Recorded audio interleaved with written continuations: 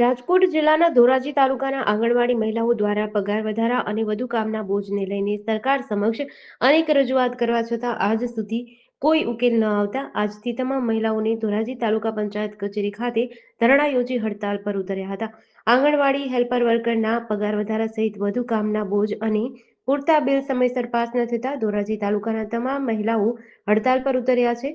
Online અને offline કાર્યો બંધ કરી તમામ કામ બંધ કરી દેવામાં આવ્યા હતા અને જણાવ્યું હતું કે હજુ આ સમસ્યાનો તાત્કાલિક ઉકેલ નહીં આવે તો તાળાબંધી સહિતની ચીમકી પણ ઉચ્ચારી હતી। મારું નામ ચેતનાબેન છે, આંગણવાડી કાર્યકર છું અને તાલુકામાં પ્રમુખ છું, જિલ્લામાં ઉપપ્રમુખ। આજે અમે હડતાલ કામગીરીથી અળગા છીએ। આજે 3 દિવસ થયા કામગીરીથી સાવ અળગા છીએ અને ઓનલાઈન કામગીરી અમે 5 તારીખથી બંધ કરેલી છે અને 18 તારીખથી 20 તારીખ સુધી 3 દિવસ તો સાવ આંગણવાડીને પૂરક પોષણ બધું બંધ કરેલું છે।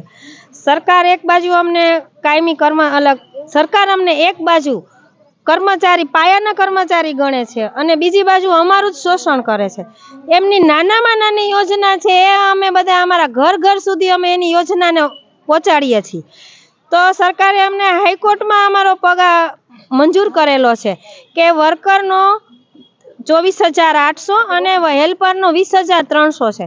તો આજ સુધી એમને લાગુ કર્યો નથી અને ઉલટાની સરકાર સામે અપીલમાં ગઈ છે।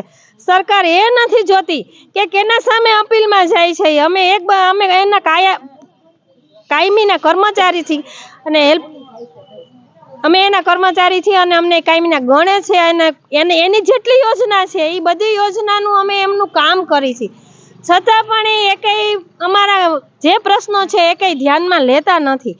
તો જે મોબાઈલનો વાયદો એમને કરેલો તે મોબાઈલ પણ આજ સુધી આપેલા નથી। દરરોજ ને દરરોજ નવી નવી એપ્લિકેશનો એ આપે છે, તોય અમે અમારા ઘરના મોબાઈલમાં અમે કામ કરી છીએ। તો સરકારને આજે અને બીજા નંબરમાં આજે દિવસે ને દિવસે મોંઘવારી વધતી જાય છે, તો એ બધાને મોંઘવારી લાગુ પડે છે। તો આજે શું અમારા આંગણવાડી કર્મચારીને લાગુ નથી પડતી મોંઘવારી?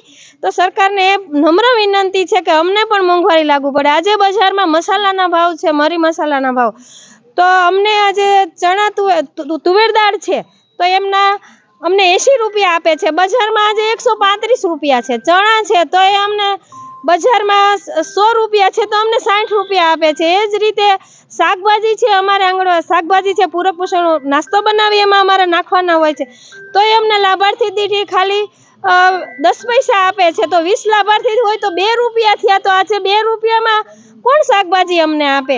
તો આજે વધતી જતી મોંઘવારીને ધ્યાને લઈ સરકારને નમ્ર વિનંતી છે કે અમને પણ એ જે મોંઘવારી ભથ્થા આપે, જે પગાર નક્કી કર્યો છે હાઈકોર્ટે, એ હાઈકોર્ટનો પગાર અમને એનો ચુકાદો આપે અને સમયસર ચૂકવે અને મોબાઈલ સમયસર આપે અને અમારી કામગીરી અમે સરકારની કામગીરી કરવામાં એક પણ ના નથી પાડતા, બધી કામગીરી આજ સુધી કરેલી છે।